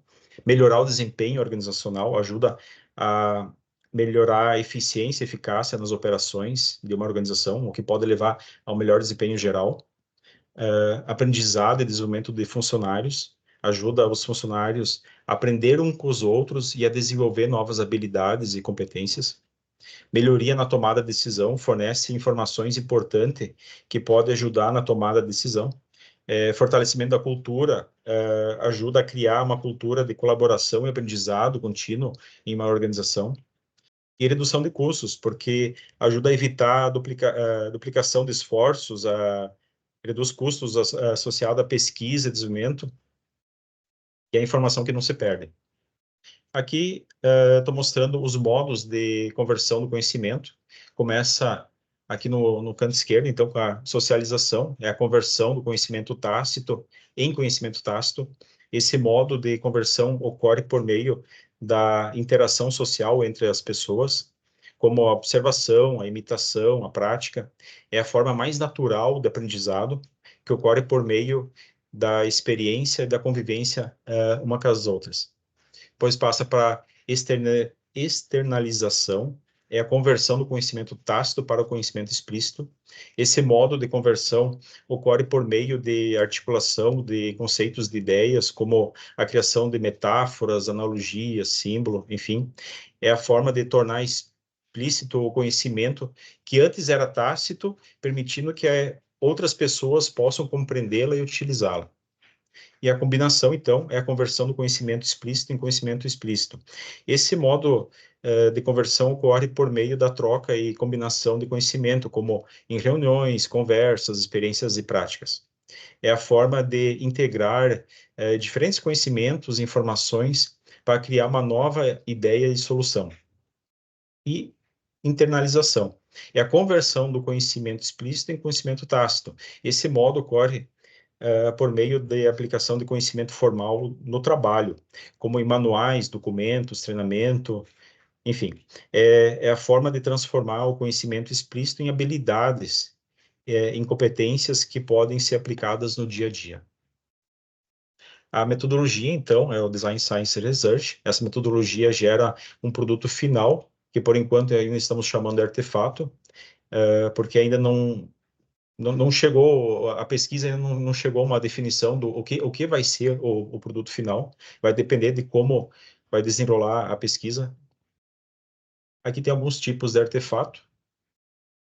E a metodologia DSL na prática, então, o que vai ser feito, o que está sendo feito? Primeiramente, o entendimento do problema. A obtenção de dados ela é conduzida através de entrevistas com uma amostra de associados da cooperativa para coletar dados buscando compreender como se dá na prática a gestão do conhecimento.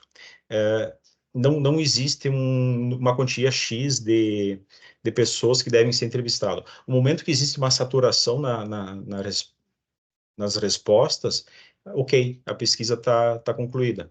Também será feito pesquisa, entrevistas com funcionários da cooperativa para haver uma triangulação dos dados. Depois passa para as sugestões. Nessa fase é executado os 4 primeiros objetivos específicos da pesquisa, que é mapear, então, como é que o processo de transferência do conhecimento ocorre, compreender como os conhecimentos necessários, identificar os elementos necessários da transferência e gestão do conhecimento, analisar como a cooperativa pode contribuir no processo. Então, fica nessa parte de sugestão. Aí passa para o desenvolvimento. Aqui entra o último objetivo específico, que é integrar os conhecimentos e atores do processo a fim de desenvolver o artefato para a gestão do conhecimento. Como a pesquisa e análise ainda não foi concluída, então, por enquanto é o artefato. Passa para avaliação. Haverá, então, uma interação adicional com uma amostra de participantes buscando coletar insights sobre a primeira versão do artefato. Será realizado testes em ambiente de homologação, coletando feedback. E, por fim, a conclusão. Nessa etapa aqui, acredita-se possuir o produto final. É o resultado da pesquisa. E essa é a minha apresentação. Aproveitando o momento, quero agradecer todo o apoio do orientador Freitas e da Paola, que contribuiu bastante também no trabalho até o momento. E é isso, gente. Obrigada, Robson. Muito obrigada aí por fechar esse momento de apresentação, né? E a gente vê que tem 2 pesquisas com muito potencial em andamento, e quanto maior o potencial, maiores são as expectativas. Então, acho que também esse é um momento importante aí para a gente fazer uma escuta desse grupo que nos acompanha, né? Então, temos uns minutos para quem quiser trazer o seu olhar, trazer alguma contribuição, seja para o Ricardo, seja para o Robson, né? São privilegiados, a sala cheia de de professores e de profissionais que atuam nesse segmento. Pode parar de compartilhar, de repente, aí, Robson, por favor. Uns minutinhos aí antes da finalização do grupo para ouvir também quem nos acompanha aqui.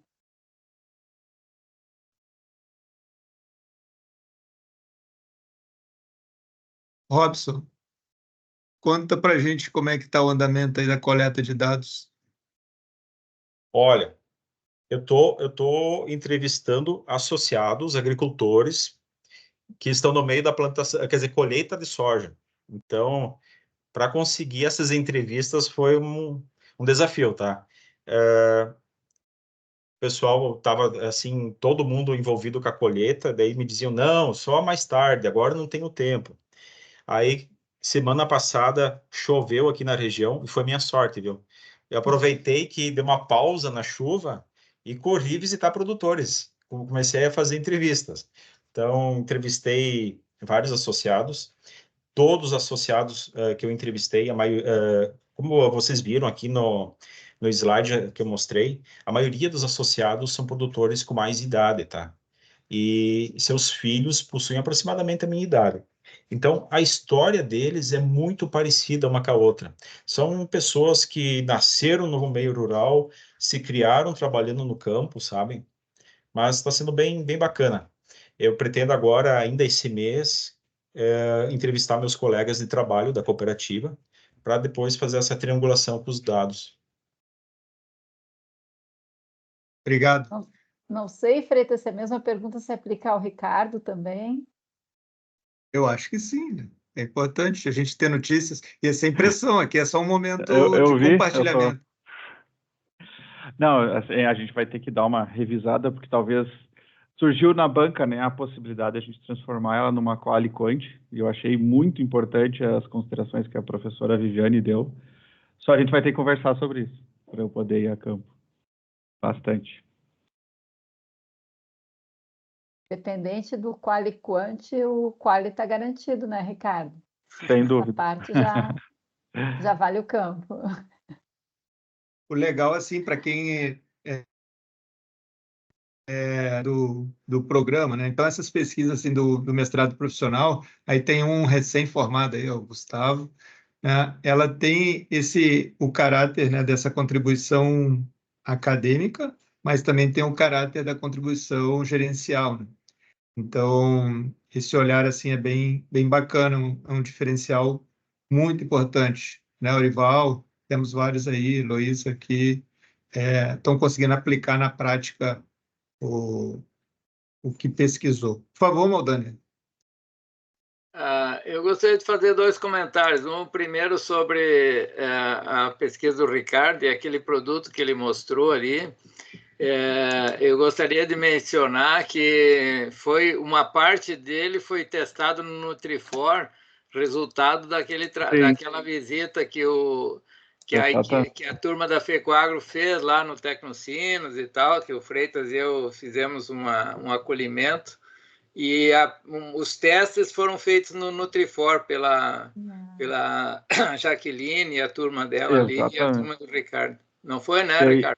Foi. Eu ia dizer, aquela nossa imersão ali, que até foi o próprio Freitas também participou das dinâmicas, foi o que abriu várias caixinhas aqui para nós, CGL. Às vezes a gente não participa diretamente do processo produtivo, da pesquisa e desenvolvimento de novos produtos, mas aquilo ali deu uma acelerada gigantesca, Maldani. Foi o que acrescentou e o que a gente ganhou de anos de pesquisa e de estudo nessa visita já valeu a visita. Isso aí. E isso foi bem importante, porque também numa outra cooperativa está também saindo um projeto, o resultado daquela visita.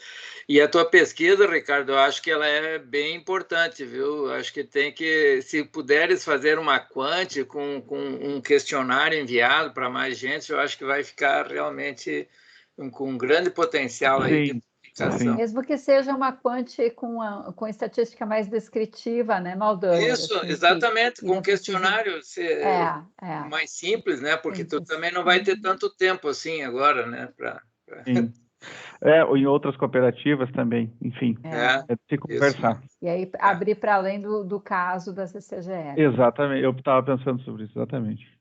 E eu tenho mais um comentário sobre a do Robson, tá? Se me permitem. Eu queria sugerir, eu vou ver se consigo mandar para ti, Robson. Eu orientei um colega do Banco Brasileiro que fez uma pesquisa semelhante à tua na sucessão, mas daí especificamente no Pronaf. Por que que os filhos dos produtores, de pequenos produtores, não estavam ficando na terra, estavam indo para a cidade e tal? E ele fez uma pesquisa numa determinada região que é aí perto, na região de Carazinho. Então, acho que pode servir também de algum subsídio aí para ti. Vou ver se consigo mandar, tá, Robson? Legal, eu obrigado. pensei algo semelhante, Robson, quando eu te escutava, e agora o Maldener abriu essa porta aí de discussão. É claro que o teu trabalho tem foco na gestão do conhecimento, né? Ainda mais orientado pelo professor Freitas, mas tem muito aí que pode sair como reflexão para desenvolvimento de sucessores, né? Na verdade, tu tá falando de sucessão também, só que trazendo um recurso para pensar e estruturar melhor a sucessão. Muito bacana. Eu vou te mandar, viu, Robson, tá? Vê se eu acho. Eu tenho que descobrir aqui nas meus alfarrábios, mas se assim que eu encontrar, eu encaminho. Legal, obrigado, professor. Freitas já está agradecendo a todo mundo. Eu estou olhando aqui o relógio, faltam 15 para 7. É isso, Freitas? Isso, se um dos bolsistas a gente estiver na sala, puder colocar o link do Whats ali, do grupo, quem quiser participar do grupo do Whats. Não sei se tem algum bolsista, porque a galera está indo para aula também. Aham. A gente pode procurar esse link depois. E a professora Paola também já teve que sair, tinha outro compromisso, né? E naturalmente a gente começa a ver o pessoal se mobilizando, porque esse vespertino ele é valioso, por isso que é tão valioso ter uma sala cheia como tivemos aqui, né? Mas ele também tem um limite. E esse limite ele é dado pelo tempo mesmo, porque eu acho que não faltaria assunto para a gente seguir, né? Então, bons olhares e boas contribuições. Assim. Então, como sugestão, fica para a próxima, acho que 3 apresentarem, fica melhor do que 4, porque parece que a gente queria falar um pouquinho mais de cada um e não deu tempo, né? Mas é que eram pessoas tão icônicas aqui, a gente não deu conta de todos, né? E eram trabalhos de orientandos que são tão mobilizados com o tema que a gente fez, de fato, né, Janine, esse combo no dia de hoje, assim, né? Mas é importante. E aí, falando no próximo encontro, Freitas, tu já quer dar uma notícia aí? Sim, o nosso próximo encontro vai ser em maio, vai ser no dia 16 de maio, uma quinta-feira, e aí ele vai tratar da inteligência artificial nas pesquisas acadêmicas. Então, vai ser um grupo aí bem focado, assim, para, tipo, uma oficina mesmo, né? Então, seria bem legal, não só quem está pesquisando, mas quem já pesquisou e quer se apropriar mais sobre a inteligência artificial. A gente vai trazer uma professora da Federal, lá do Rio Grande do Norte, que está pesquisando esse assunto, e ela vai fazer uma oficina aqui com a gente. A partir da semana que vem, a gente começa a divulgar aí o card desse evento, né? E mais uma vez também agradecer aí a todos. E já encaminhamos, o card vai sair mais adiante, mas só reforçando que no dia 5 de junho, à noite, uma quarta-feira, a gente tem o Desafios da Liderança, o tema vai ser Liderança Empoderadora, e vamos ter 2 palestrantes da Universidade de Coimbra, então coloquem junto na agenda. Então, em maio tem o nosso encontro aberto, que o professor Freitas acabou de noticiar, e em junho a gente trabalha com esse Desafios da Liderança, que equivale ao nosso encontro aberto mais expandido, né? A presença de todos é super bem-vinda sempre. Assim como a presença de todos, né? Nesse momento mensal do grupo, em outros tantos que a gente se encontra pelo WhatsApp, né? Em orientação, em pós-orientação, não é assim, Orival? Gustavo também, em outros tantos. É super bacana a oportunidade de rever aí os nossos egressos, né? A oportunidade de encontrar os nossos futuros, quem sabe mestrandos e doutorandos, é sempre muito valioso e traz aí um pouco do capital psicológico, social desse grupo, né? Então, muito obrigada, né, aos que aqui falaram, Ricardo, Robson, Heloísa, né, e a professora Paola, mas a todos que ajudaram a gente a mobilizar esse tema e fazer desse um grupo de pesquisa. Obrigadão a todos, gente. Patrícia, me convida para os outros Obrigado. se vocês não enjoaram de mim. Já anotei, Margarete, já estamos conectados. Agora não, agora não tem como sair. Obrigada. Trabalho e descanso. Abraço. Obrigada. Obrigada, Até gente. mais, Olha, tchau, Valdaner, gente. que bom te encontrar.